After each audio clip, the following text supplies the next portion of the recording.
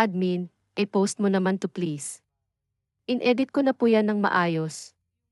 It's me, your one and only, darling. Yan po dami name ko, pero real name ko po talaga yan. Walang nakakaalam na lesbian po ko. Kahit family ko, kahit best friend ko na nasa Qatar. Basta, yang dami ko ginagamit ko para makamit online ng mga poging butch. I'm here po sa Qatar, alipin ng pera. Simulan ko na ang kwento ko. May mga nakaka-chat ako pero ayoko ng label pag butch na parang si Chucky Doll. Yan lagi na-attract ko, ewan ko ba. Pag nag-online ako, mga 2 to 3 Chucky Doll mag-message sa akin. May isang Chucky Doll na nakapasa sa beauty ko, mabait, okay kausap, nahook ako kasi magaling siya magpatawa. Taga Fairview siya, malapit sa amin. Ang boring ko na magkwento.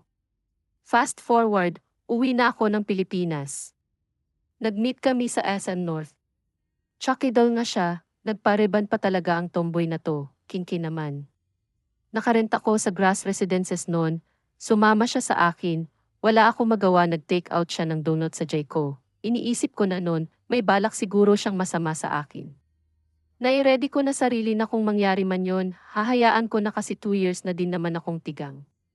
Tama naman ako, niyaya niya ako magnap lang daw kami, napagod daw siya.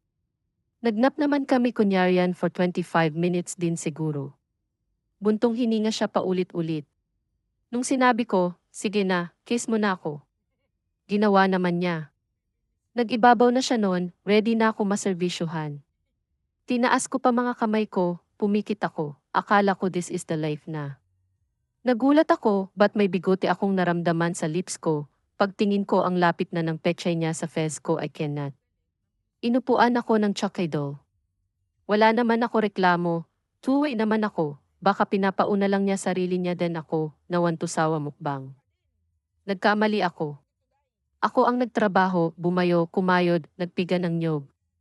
At natulog siya pagkatapos. Imbi malala. Umamin siya na one way daw siya. Femme daw kasi siya noon na nag-transition to butch, kaya di pa niya alam paano mag-service. Ang concern ko talaga, mag 3 days na siya nakadikit sa akin.